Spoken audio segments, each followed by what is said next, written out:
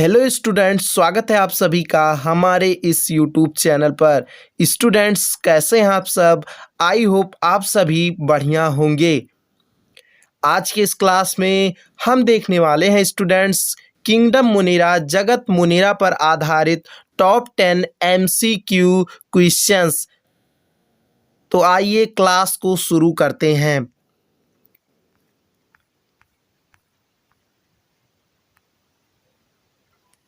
सबसे पहला प्रश्न है स्क्रीन पर, मुनेरा जगत के जंतु होते हैं। मुनेरा जगत के अंतर्गत आने वाले जंतु होते हैं। कैसे होते हैं? इसके लिए चार विकल्प हैं स्क्रीन पर। पहला है एक कोशिकीय यूकैरियोटिक, दूसरा है एक कोशिकीय प्रोकैरियोटिक, तीसरा है केवल ए यानी केवल एक कोशिकीय यूकैरियोटिक और चौथा है ए तथा बी दोनों।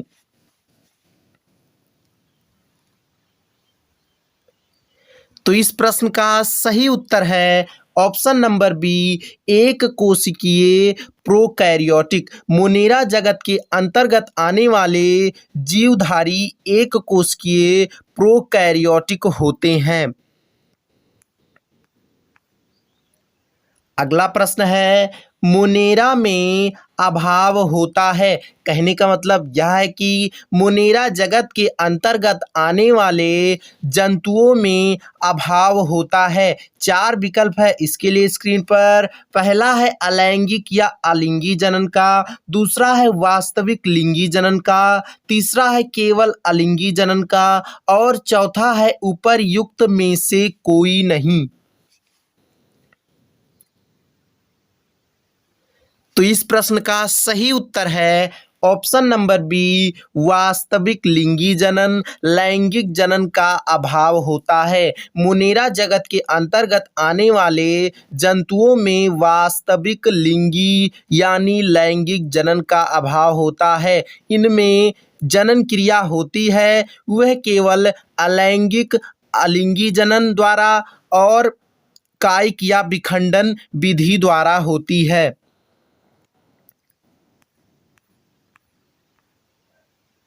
अगला प्रश्न है, जगत मुनेरा के लिए क्या कथन सही है? जगत मुनेरा के अंतर्गत आने वाले जीवों के लिए क्या कथन सही है? चार विकल्प है इसके लिए स्क्रीन पर। पहला है इसके जीव एक कोशिकीय ससीम केंद्रीय होते हैं, दूसरा है इसके जीव स्वपोषी रसायन संश्लेषी एवं प्रकाश संश्लेषी होते हैं, तीसरा है पारिस्थितिकी तंत्र में उपभोक्ता का कार्य करते हैं और चौथा है उपर्युक्त सभी।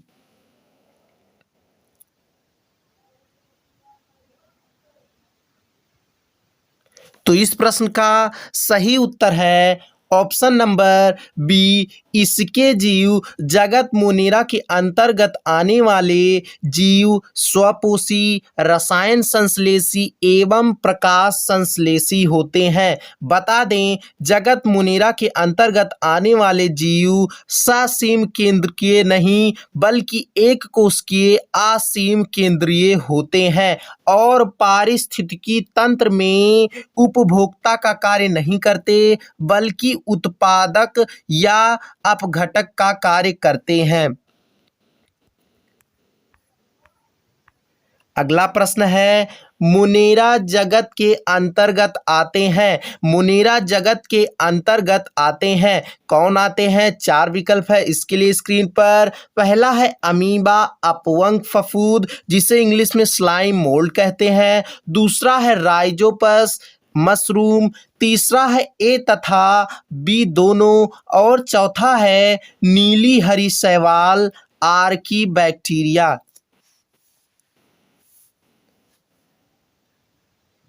तो इस प्रश्न का सही उत्तर है ऑप्शन नंबर डी, नीली हरी शैवाल आर्की बैक्टीरिया। मुनेरा जगत के अंतर्गत नीली हरी शैवाल आर्की बैक्टीरिया साइनोबैक्टीरिया माइकोप्लाज्मा इत्यादि आते हैं। जबकि बात करें अमीबा एवं अपवंग फफूंद की, तो यह प्रोटिस्टा जगत के अंतर्गत आते हैं। बात करें राइजोपस और मशरूम की, तो यह कवक जगत के अंतर्गत आते हैं।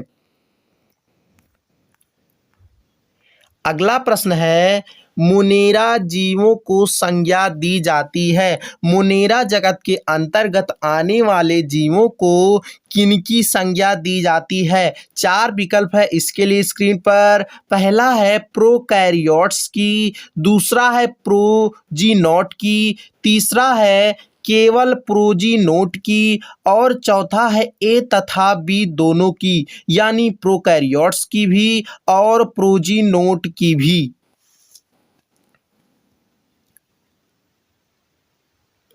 तो इस प्रश्न का सही उत्तर है ऑप्शन नंबर डी, ए तथा बी दोनों। मुनेरा जगत के अंतर्गत आने वाले जीवों को प्रोकैरियोट्स अथवा प्रोजीनोट की संज्ञा दी जाती है। बता दें, मुनेरा जगत के अंतर्गत आने वाले जीवधारी सर्वाधिक प्राचीन, सर्वाधिक सूक्ष्म, सर्वाधिक सरल और सबसे अधिक संख्या में पाए जाने वाले एक कोशिकीय जीव होते हैं।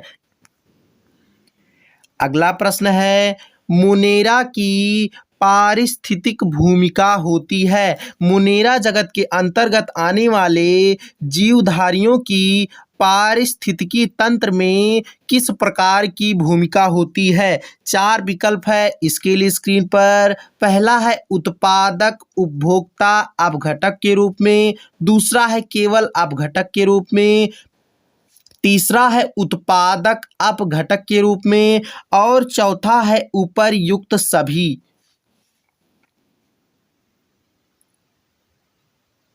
तो इस प्रश्न का सही उत्तर है ऑप्शन नंबर सी, उत्पादक अपघटक के रूप में। मुनेरा जगत के अंतर्गत आने वाले जीवधारियों की पारिस्थितिकी तंत्र में उत्पादक अथवा अपघटक के रूप में भूमिका होती है।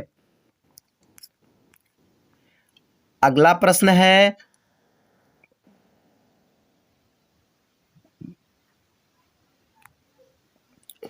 मुनेरा के लिए सही मेल को छांटिए, यानी मुनेरा जगत के अंतर्गत आने वाले जीवों के लिए सही मेल को छांटिए।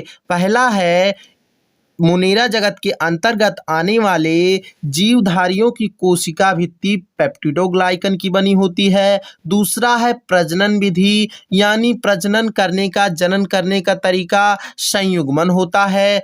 तीसरा है पोषण विधि, यानी पोषण का तरीका स्वपोषी होते हैं। और चौथा है पारिस्थितिकी भूमिका, ये उपभोक्ता की होती है इनकी। तो इसके लिए इनमें से सही मेल छांटने के लिए नीचे 4 विकल्प दिए गए हैं। पहला है ए तथा सी गलत है, यानी कोशिका भित्ति पेप्टिडोग्लाइकन की बनी नहीं होती है और पोषण विधि यानी ये सुपोषी नहीं होते हैं। दूसरा है बी तथा डी सही है, यानी प्रजनन विधि संयुग्मन होती है और पारिस्थितिक भूमिका उपभोक्ता की होती है। तीसरा है विकल्प सी सही है, यानी जो पोषण विधि है ये स्वपोषी होते हैं, यानी पोषण करने का तरीका इनका ये स्वपोषी होते हैं, अपने द्वारा ही भोजन बनाते हैं। चौथा है उपर्युक्त में से कोई नहीं।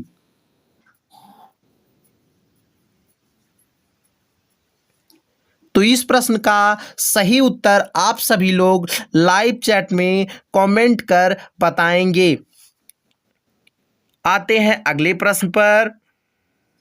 अगला प्रश्न है, किस नामक वैज्ञानिक ने मुनेरा जगत की स्थापना की? किस नाम के वैज्ञानिक ने मुनेरा जगत की स्थापना की? 4 विकल्प है इसके लिए स्क्रीन पर। पहला है कैरोलस लिनियस, दूसरा है विलियम हार्वे, तीसरा है ई हैकल और चौथा है जॉन रे।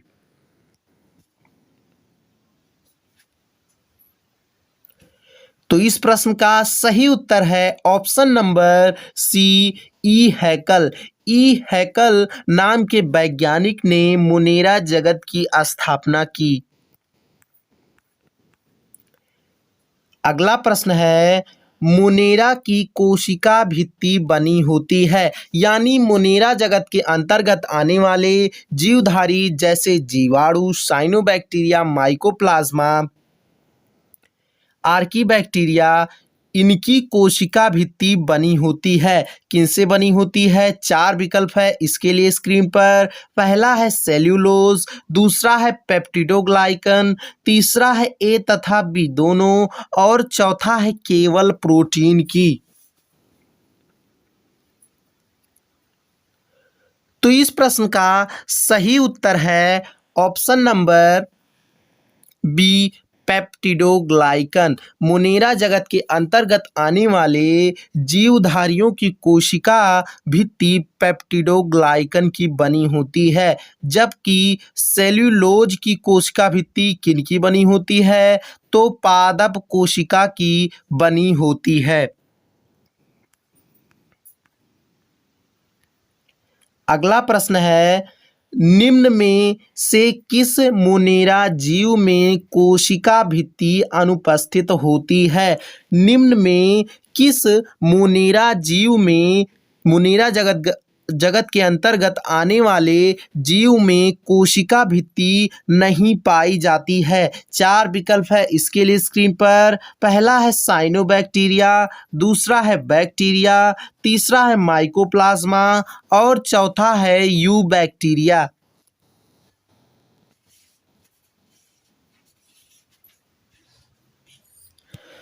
तो इस प्रश्न का सही उत्तर है option number C, mycoplasma.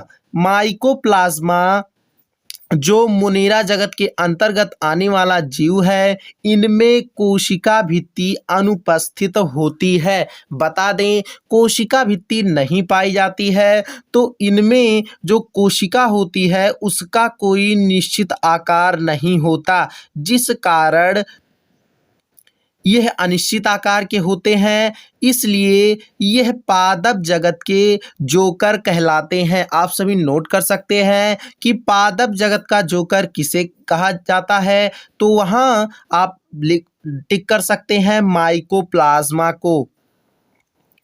Students, आज का क्लास कैसा लगा नीचे कमेंट बॉक्स में ज़रूर बताइएगा, और एक चीज़, दोस्तों के साथ शेयर करना बिल्कुल मत भूलिएगा। और यदि आप इसकी कॉन्सेप्ट बेस्ड क्लास देखना चाहते हैं तो आप चैनल के प्लेलिस्ट में जाकर देख सकते हैं। मिलते हैं इसके अगले क्लास में।